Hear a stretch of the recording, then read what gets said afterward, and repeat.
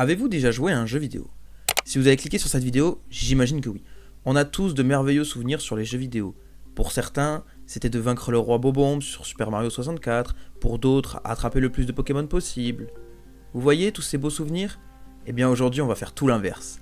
On va parler de jeux traumatisants, des jeux tellement durs que vous vous êtes sûrement déjà énervé dessus, voire même pour les plus colériques, vous y avez laissé une manette. Aujourd'hui, laissez-moi vous raconter mes plus grands traumas d'enfant sur les jeux vidéo.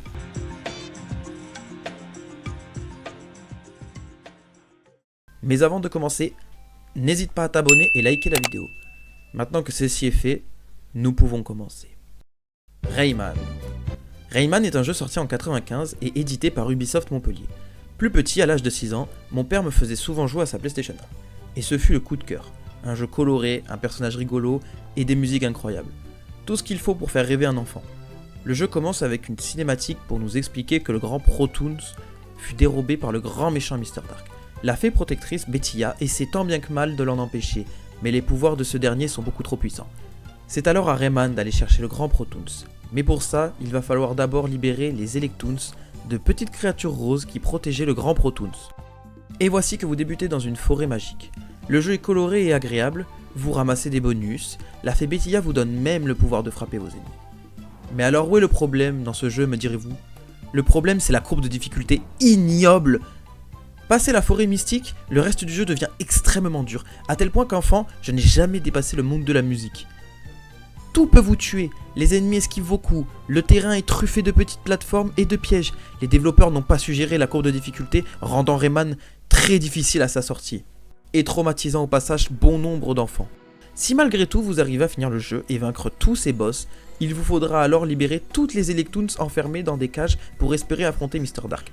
Et accrochez-vous bien car ce n'est pas moins de 102 cages qui vous attendent, dont plusieurs cages cachées et accessibles seulement après être passé par une parcelle du niveau. Autant vous dire que pour un enfant, finir Rayman est tout simplement impossible.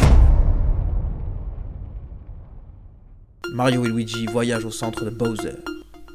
Mario et Luigi voyagent au centre de Bowser est sorti en 2011 sur la DS. Mes parents me l'avaient offert pour Noël et je me souviens encore de la joie ouvrant le cadeau. Voyage au centre de Bowser est la suite directe de Mario et Luigi les frères du temps. On y incarne Mario et Luigi devant faire face à une crise.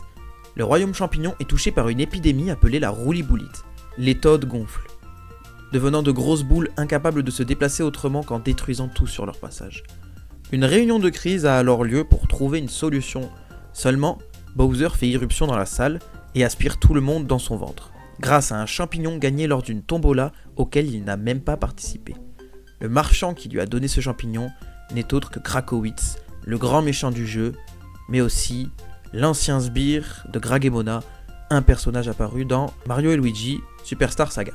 On se retrouve à jouer Mario et Luigi à l'intérieur de Bowser. Le but étant de retrouver tous ceux qui étaient présents dans la salle, vous commencez doucement à explorer petit à petit le corps de Bowser. Alors, ce jeu n'est pas dur à proprement parler, seulement c'est un RPG, et donc il faut tuer des ennemis pour gagner de l'XP. Sauf que moi, étant un enfant, les combats ça me gonflait un peu. Du coup, j'esquivais le plus de combats possible, et arrivé au boss, je me faisais exploser. C'est cette difficulté que je me suis infligé tout seul qui m'a frustré et poussé à abandonner le jeu. Je vous rassure, depuis j'y ai rejoué, et le jeu n'est pas si difficile. J'ai fait les combats, et cette fois j'ai réussi à aller jusqu'à la fin.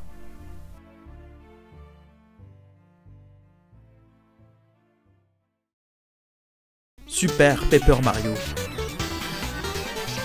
Pour l'anniversaire de mes 8 ans, mes grands-parents m'ont offert Super Paper Mario. Sorti en 2007 sur la Wii, ce jeu vous plonge dans une folle aventure mélangeant 2D et 3D avec des personnages de Mario en papier. Super Paper Mario prend place dans un monde imaginaire. L'histoire se déroule principalement dans la ville de Recto, une ville créée par les anciens. Mario peut accéder à Verso, une ville parallèle à Recto, mais en plus sombre et en moins entretenue. Mario devra retrouver les cœurs purs pour redonner des couleurs au monde. Et justement, c'est le cœur 2 qui nous intéresse. À un moment du jeu, lors du stage 2, au niveau 3, après être rentré dans un manoir appartenant à Mimic, un des ennemis de Mario, vous allez casser un vase d'une valeur d'1 million de rubis. Pour sortir de ce manoir, vous allez devoir le rembourser en travaillant comme un esclave pour récolter des rubis. Il existe des codes cachés pour voler les rubis du coffre-fort de Mimic. Seulement, je n'ai jamais réussi enfant à les trouver. J'ai donc durement travaillé, mais voyant le peu de rubis que j'avais, et mon énorme crédit ne bougeant pas, exactement comme dans la vraie vie, J'ai très vite pété les plombs et j'ai éteint ma Wii pendant un bon moment. Ce passage m'a dégoûté du jeu, alors que la suite est franchement très sympa. Mais sans accès à internet, pour des solus, j'y suis resté bloqué plusieurs années, ne retouchant donc jamais à Super Paper Mario.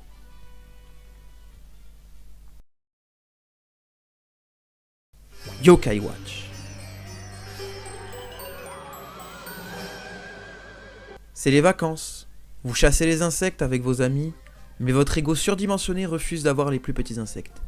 Alors vous vous aventurez plus loin dans la forêt et tombez sur une machine à capsules. Celle-ci se met à vous parler et vous demande à manger. Pris de panique, mais surtout de curiosité, vous insérez une pièce et...